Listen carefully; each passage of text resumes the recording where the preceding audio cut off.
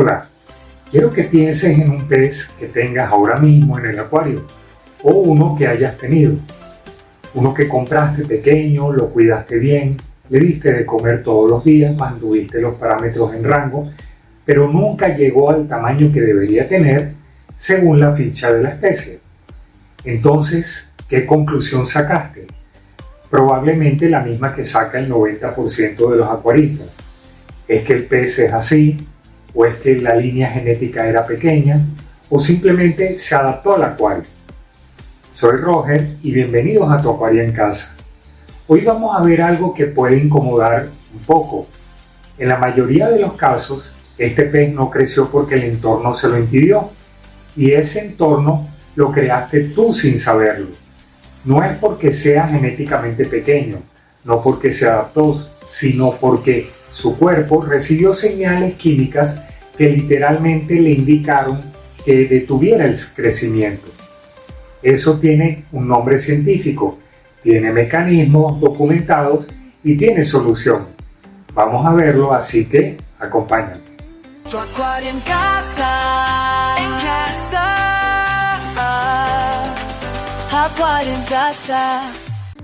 Desmontemos otra vez la idea más extendida que los peces crecen hasta el tamaño del acuario.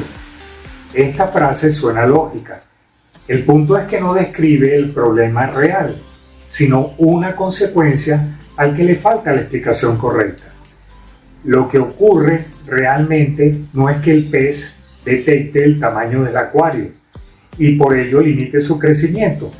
Es que en un acuario pequeño con alta densidad de peces y cambios de agua insuficientes genera una serie de condiciones de estrés crónico que activan mecanismos fisiológicos que suprimen su crecimiento. El pez no es que se adapte al espacio, sino que entra en un estado de emergencia prolongada donde crecer deja de ser prioritario porque la energía de la que dispone la destina para sobrevivir. Y aquí viene el dato más impactante. En peces con crecimiento suprimido se han medido niveles de hormona de crecimiento entre 4 y 5 veces más alto que en peces que crecen normalmente. Raro, ¿no? Lo que está pasando es que el cuerpo del pez produce más hormonas de crecimiento precisamente porque el entorno le impide usarla de forma efectiva. Es como si el organismo estuviera forzando el crecimiento, pero las condiciones de agua no se lo permiten. Eso no es adaptación, es estrés crónico disfrazado de normalidad. Veamos ahora las causas. No es teoría, sino los procesos químicos y fisiológicos específicos que producen el crecimiento limitado de los peces. La primera causa es el cortisol crónico. El cortisol es la hormona del estrés. Todos los vertebrados la producen, los peces, mamíferos, hasta nosotros. En situaciones de estrés agudo, el cortisol es útil, moviliza la energía y prepara al cuerpo para responder. El problema es el estrés crónico, el que no termina nunca. Un pez que vive en condiciones deficientes de forma permanente, hacinamiento, parámetros inestables, agresión constante de otros peces, falta de refugios, agua con productos finales del metabolismo acumulados, mantiene el cortisol elevado permanentemente. Y el cortisol crónico tiene dos efectos directos sobre el crecimiento. Suprime el apetito y reduce la capacidad del organismo de convertir el alimento en tejido. El pez come, claro, pero no convierte esa alimentación en crecimiento con la eficiencia que debería porque su sistema está en modo de emergencia permanente. Lo que hace esto especialmente difícil de detectar es que el pez con cortisol crónico puede parecer activo, puede comer con normalidad, tener un buen color, no hay señales ni síntomas visibles obvios. Solo el tamaño te dice que algo no está bien y el tamaño es el parámetro que menos medimos. La segunda causa son los factores de inhibición de crecimiento en el agua. Esta es la causa que más debate genera en el acuarismo y voy a ser honesto contigo. sobre lo que la ciencia dice, pero que todavía no tiene respuesta definitiva. Está documentado desde hace décadas que los peces liberan al agua sustancias que afectan el comportamiento y la fisiología de otros peces de su misma especie. Algunas de estas sustancias, como los andrógenos de machos dominantes, tienen efecto directo sobre el crecimiento. También ciertas hormonas, como la somatostatina, han sido asociados con la inhibición del crecimiento, por ejemplo en goldfish. En estudios como el de Matty en 1985, se documentó que muchas especies de peces son capaces de condicionar el agua que los rodea para producir efectos en otros peces, inhibiendo así el crecimiento. En la naturaleza esto no afecta porque la corriente del río o la lluvia en lagos diluyen estas sustancias continuamente. En un acuario cerrado con cambios de agua insuficientes se acumulan. Lo que sí hay evidencia muy sólida entre criadores, y eso lo sabrás tú si alguna vez has criado escalares o discus, es que los peces rezagados en un grupo de cría aceleran el crecimiento de forma notable si se les separa del grupo y se colocan solos o en grupos más pequeños. Ese fenómeno está demasiado evidenciado como para descartarlo como una simple coincidencia. La tercera causa es la osmorregulación bajo estrés y el costo energético del agua mala. Esta es la causa más directamente relacionada con la química del agua y la que más podemos controlar como acuaristas. La osmorregulación, que es el proceso en el que el pez regula el equilibrio de minerales y agua entre su cuerpo y el entorno, consume energía. En condiciones óptimas, ese consumo es manejable y el pez puede destinar la mayor parte de su energía que obtiene del alimento al crecimiento y a la reproducción. En agua con parámetros inadecuados, un pH muy alejado del óptimo para la especie, dureza incorrecta, nitrato crónico elevado, temperatura inestable, el costo de la osmorregulación aumenta. El pez gasta más energía en mantener su química interna estable en un entorno desfavorable y esa energía ya no está disponible para crecer. Es exactamente lo que ocurre con los discos, por ejemplo. Mantenidos con nitratos por encima de los 20 o 30 miligramos sobre litro de forma sostenida, sobre todo si el resto de las condiciones tampoco es ideal, pueden vivir, comer y moverse, pero no crecer al ritmo que deberían. No desarrollan el color y su expectativa de vida se acorta sin que haya ningún síntoma que te avise. El problema del estancamiento es que no se detecta de forma visible. No hay jadeo en la superficie, no hay signos externos, por lo que hay que saber mirar. La primera señal más obvia y la más ignorada compara el tamaño real de tus peces con el tamaño adulto documentado de la especie. Busca en la ficha de la especie o en una fuente seria y compara la talla adulta documentada con la talla de tus peces después de 1 o 2 años de mantenimiento. Si la diferencia es significativa, tienes una señal de que algo mal está pasando. La segunda señal es el crecimiento desigual dentro del mismo grupo. Si tienes 5 peces de la misma especie y la misma edad y 1 o 2 son claramente más pequeños que los demás sin causa aparente de enfermedad, es probable que estés viendo el efecto de la dominancia junto con los factores de inhibición de crecimiento. Los peces dominantes comen primero, tienen menos cortisol, crecen más. Los subordinados comen los restos, viven bajo el estrés crónico y crecen menos. La tercera señal es el comportamiento alimenticio.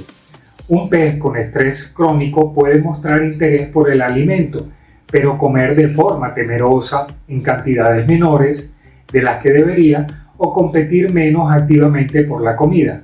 Eso no siempre indica enfermedad. A veces indica simplemente que el pez está bajo una presión social constante que suprime su apetito. Ahora vamos a lo práctico, porque detectar el problema sin saber cómo resolverlo no nos sirve de nada. Cambios de agua más frecuentes y más volumétricos. Esta es la forma más directa y más obvia. Los cambios de agua diluyen las causantes de inhibición del crecimiento acumulados, reducen el cortisol al mejorar la calidad del agua y bajan el nitrato crónico.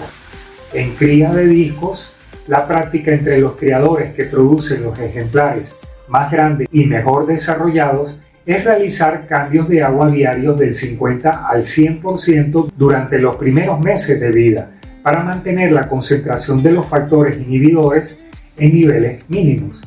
Si tus peces no están creciendo como deberían, aumentar la frecuencia y el volumen de los cambios de agua es el primer experimento que puedes hacer antes de comprar cualquier producto o cambiar la alimentación.